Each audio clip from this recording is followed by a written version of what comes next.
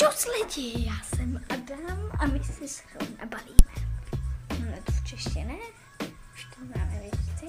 A mě se nemezím dávat do dobu, protože mám nenáčku, ale to nic. Takže já půjdu spát 10, asi před 2 hodinama jsem vstal. No před 2 hodinama. Takže my doletíme, to vás vidím v čase 11:00.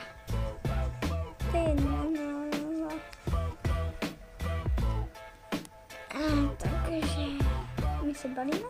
Tady máme věci, vám musím ukázat. To jsou naše věci, když se balíme.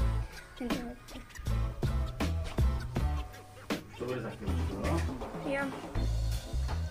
Oh yes, a já se s váma loučím. A čusáček, a špekáček.